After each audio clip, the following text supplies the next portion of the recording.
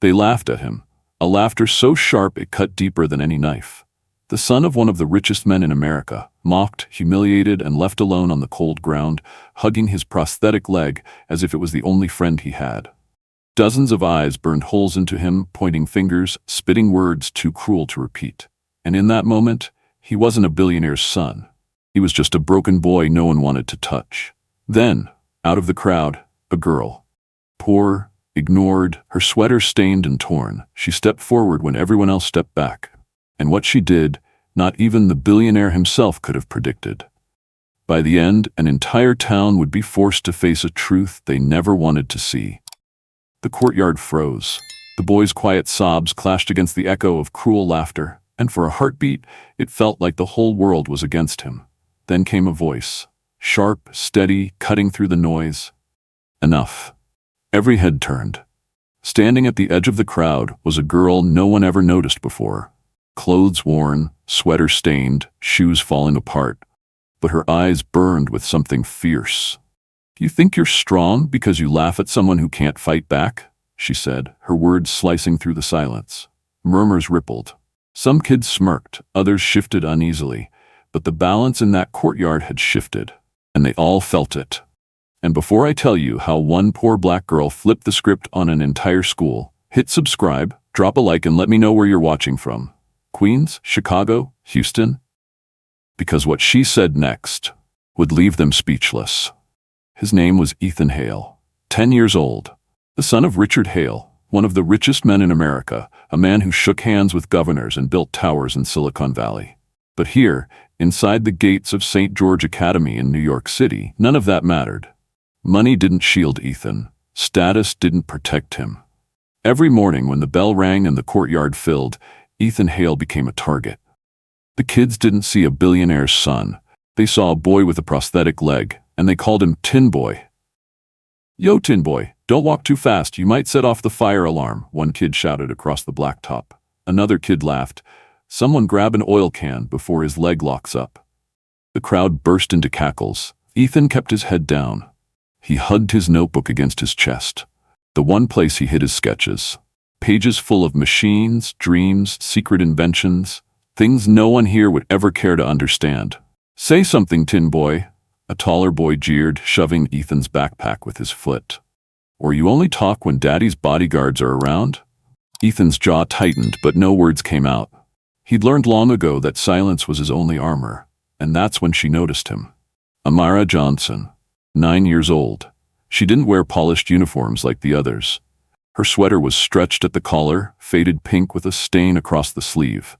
Her sneakers had seen too many winters. Kids called her Harlem Girl. The whispers followed her everywhere. "Scholarship case, free ride, doesn't belong here." But Amara walked with a kind of quiet fire. She didn't lower her head. She didn't hide her voice. She noticed everything. She stopped near the bench where Ethan sat alone. "You always sitting out here by yourself?" she asked. Ethan didn't lift his head. His voice was low, almost cracked. "'Cause nobody wants me around." Before Amara could answer, the heckles started again. "Look at that! Tin Boy's got a girlfriend from the projects." Perfect match. Scrap metal and thrift store clothes. Laughter ripped through the courtyard. Heads turned, fingers pointed. Amara didn't move away. She turned, steady as stone. "At least he's real," she shot back. "Better than a bunch of cowards who need a crowd to laugh." The courtyard shifted. A gasp here, a nervous snicker there. Even the boldest bully hesitated. Nobody expected her to speak, not for him. Ethan finally looked up at her, his eyes wet, confused. Nobody had ever stood on his side, not once. You shouldn't talk to me," he muttered. "Why not?" Amara asked. "Because they'll go after you too." Amara smirked, a spark in her voice. "Let 'em." She sat down, right there on the bench beside him, shoulder to shoulder with the boy everybody avoided. From the crowd came another sneer.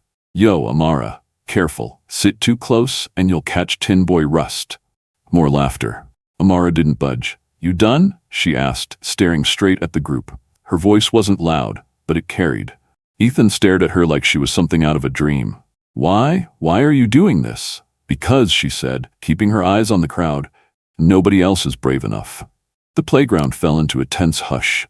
A teacher standing by the doorway glanced over, saw what was happening, and then turned away. Pretended not to notice. And that's when Amara realized something Ethan had known all along. It wasn't just kids who let the laughter go on. The adults did too. They saw the cruelty, they heard the names, and they looked the other way. Why? Why would teachers, staff, even principals let it slide? Amara didn't have the answer yet, but she would. And when she finally uncovered the truth, it would cut far deeper than childish laughter. The cafeteria was buzzing that Monday, trays clattering, sneakers squeaking across the polished floor. Ethan Hale sat in the farthest corner, the place nobody else wanted. His tray was untouched, a carton of milk sweating onto the table, a roll left cold. He sat small, hunched over his notebook, trying to disappear into the lines of his sketches. Then the room shifted. Amara Johnson walked in, her tray balanced in both hands, head high, eyes scanning the room. Everyone was watching. Some kids whispered, others smirked. Everyone was waiting to see where the charity case would sit. But she didn't stop at the scholarship table. She didn't slide into the crowd of kids from uptown. She walked straight across the cafeteria and sat down right beside Ethan Hale. The air snapped. "Yo, Amara, what are you doing? You for real? You sittin' with Tin Boy?" She desperate. A crumpled napkin flew across the room and landed in Ethan's milk. Laughter followed. Ethan's shoulders tightened. "You don't have to." "I know." Amara cut him off. She picked up the napkin, wrung it out, and dropped it onto the bully's table. "But I'm gonna." More laughter, this time sharper, uglier. "Careful, Amara. Sit with him too long and you'll catch rust." The scholarship girl and the robot boy. Perfect match. The words stung. Ethan tried to slide his sketchbook under his tray, but Amara caught it. She pulled it out and flipped it open. Inside, page after page of machines. Rockets, prosthetics redesigned, engines that looked like they belonged to the future. "You drew this?" she asked. Ethan shrugged. "Doesn't matter." "Yeah, it does," she said. "These are genius." From the other table, another grape sailed through the air. It rolled across Ethan's page. Amara picked it up, weighed it in her palm, and then, without looking away, tossed it back. Direct hit, right into the chest of the boy who threw it. The cafeteria erupted. Some laughed in shock, others gasped. The bully jumped up, face red. "You think you funny?" he barked. Amara didn't move. "I think you can't aim." The boy froze. He wasn't used to anyone talking back. The whole room watched, waiting. He sat back down, muttering under his breath. Ethan whispered, "Why'd you do that?" Amara turned to him, her voice steady, "Because somebody has to." That afternoon, the whispers followed Amara down the hallway. "She doesn't belong here. Her mom cleans houses, that's why she's here. She's not one of us." By the time the bell rang, she was called to the office. Her mother sat waiting, tired eyes under fluorescent lights. The principal folded his hands. "Mrs. Johnson, your daughter needs to understand the rules here." "She hasn't broken any rules," her mother said. "She's disrupting the environment. Tell her to stay out of trouble, or her scholarship may be reviewed." Amara's mother pressed her lips together, biting back anger. "So my daughter's in trouble for sitting with a boy nobody else will? That's what this is about?" The principal didn't answer. He just adjusted his tie. Meanwhile, across the city, Ethan sat at the dinner table of a penthouse high above Manhattan. Richard Hale, his father, was half listening, scrolling on his phone. Ethan finally whispered, "They make fun of me every day." Richard didn't look up. "Ignore them. Focus on your studies." "They ripped my notebook." "Buy another one. I'll have my assistant order 10. Ethan's voice cracked. "I don't want more notebooks. I want you." Richard set his phone down, irritation flashing. "Don't be dramatic, Ethan. Life isn't fair. You learn to handle it." Silence filled the table. Back at school, the bullying only grew worse. In the hallway, Ethan's shoulder was shoved, his books scattered across the floor. "Watch your step, Tin Boy."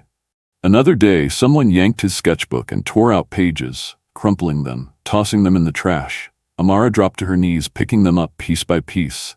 Her voice trembled with fury. "Who did this?" The bullies laughed. "Rich cripple," one muttered as they walked off.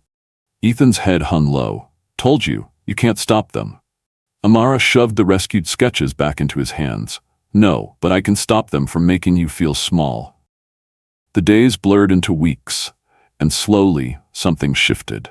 Ethan, who once stayed silent, began to answer back, at first in whispers, then in words that carried. Amara's fire was rubbing off on him, but the whispers about Amara grew louder. "She's always with him. She's fighting for him like she's his lawyer.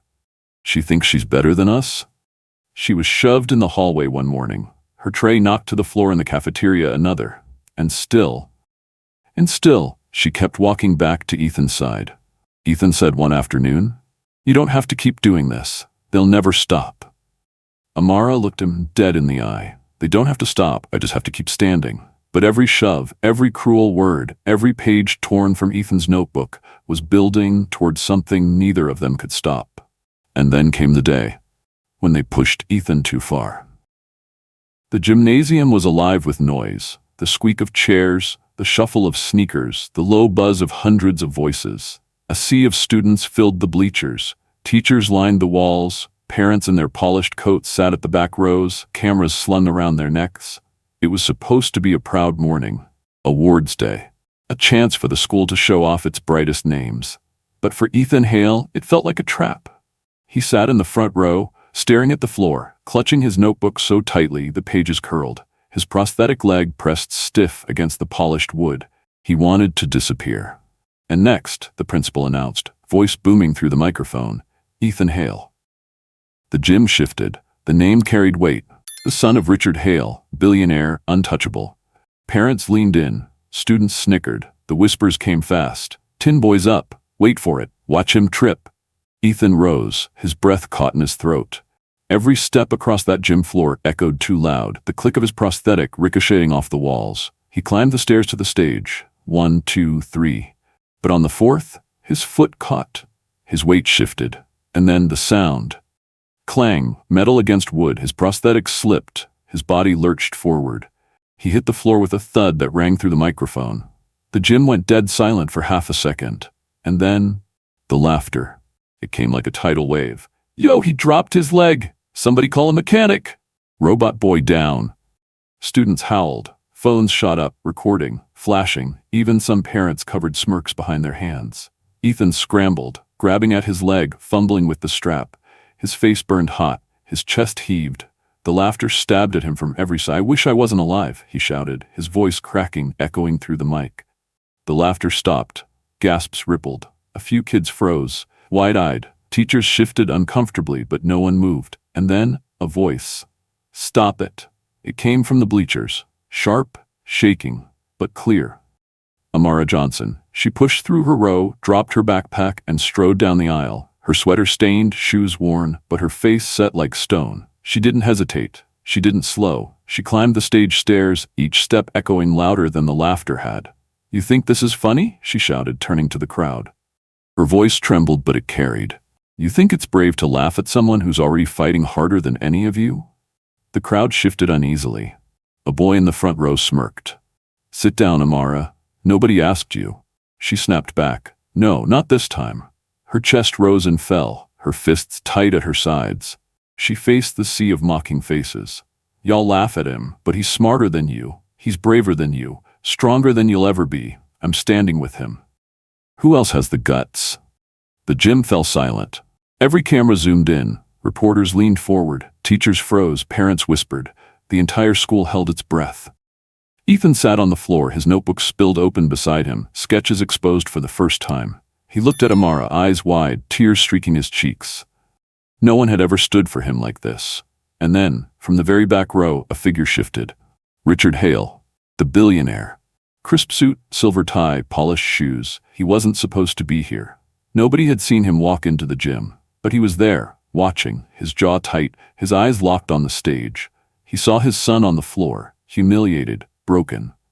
And he saw a poor girl, a scholarship kid from Harlem, standing taller than anyone in that room. Amara's voice cracked as she delivered the line that cut through the billionaire's chest like a blade.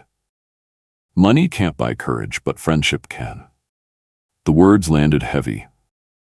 The bullies stared at the floor. The laughter died in their throats. The parents shifted uneasily. And Richard Hale, for the first time in years, felt shame burn through him.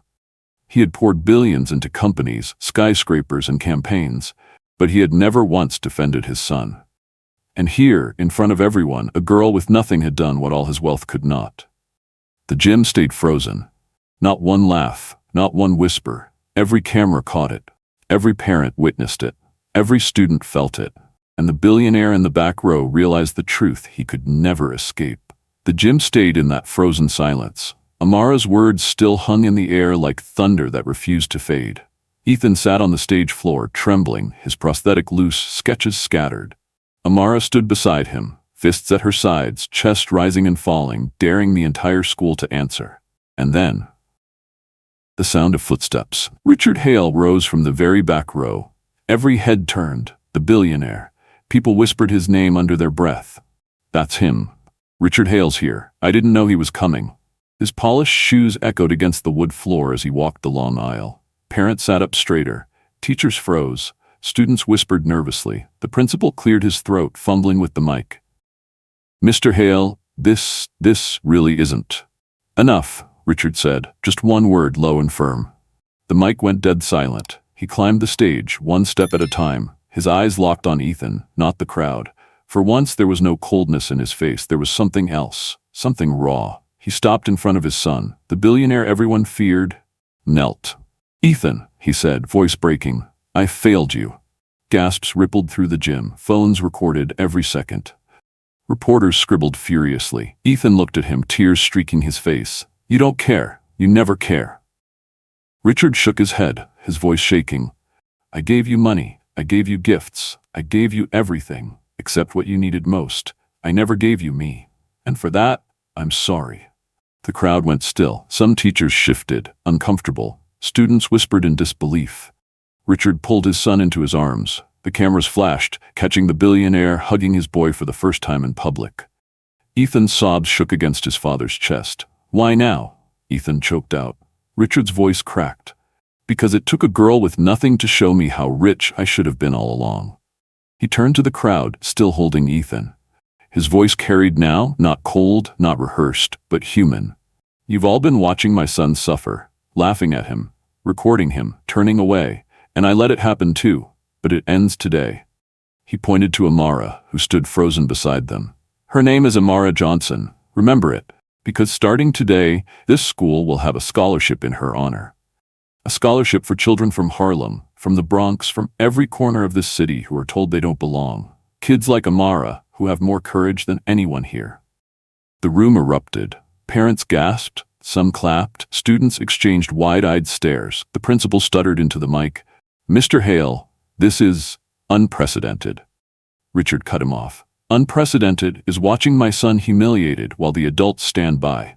Unprecedented is a girl with nothing teaching this room what bravery looks like. You should be thanking her.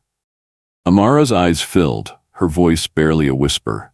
You don't have to do this. Richard shook his head. No, I should have done it years ago. He placed his hand on her shoulder. Amara, you stood when nobody else did. That makes you richer than me. The bullies in the crowd sat stiff, their faces drained.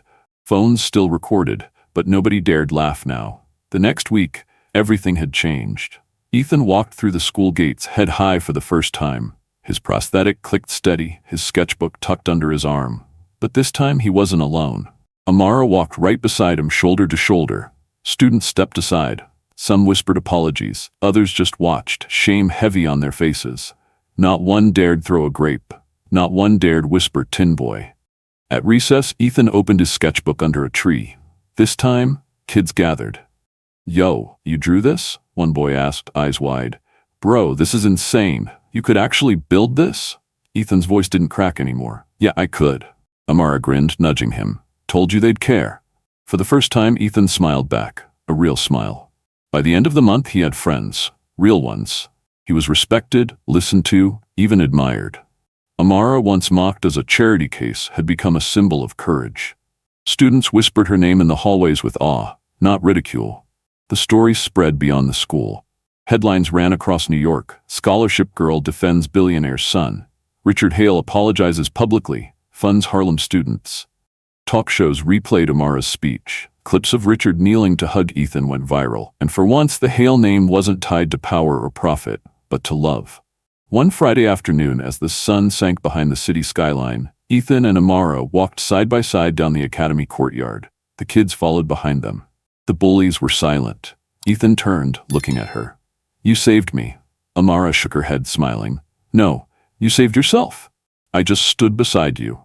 And together, They kept walking. 2 kids, one with everything, one with nothing, rewriting the meaning of strength. So let me ask you this. What would you have done if you were Amara? Would you have stood up, walked to that stage, and faced down an entire school? Or would you have stayed silent in the crowd, laughing with everyone else? Be honest. Drop your answer below, because this isn't just Ethan's story. It's ours too. See, Ethan had everything money could buy, a billion-dollar father, a name that opened every door, but not one real friend. Not one person who said, "I've got you." Until a girl with nothing, a girl in torn shoes and a stained sweater, gave him everything money couldn't. And here's the hard truth. If you scroll away from this video without subscribing, without sharing, aren't you doing the same thing those kids in the bleachers did? Watching, whispering, moving on. Don't be like the crowd that laughed. Don't be the silence that looked away. Be like Amara. Stand up. Subscribe, share this story, comment where you're watching from. Because someone out there, maybe in your school, maybe on your street, maybe even in your family, is living Ethan's story right now, waiting for someone to be their Amara. So don't just watch and forget. Stand up, click subscribe, share the story, and be the one who makes a difference.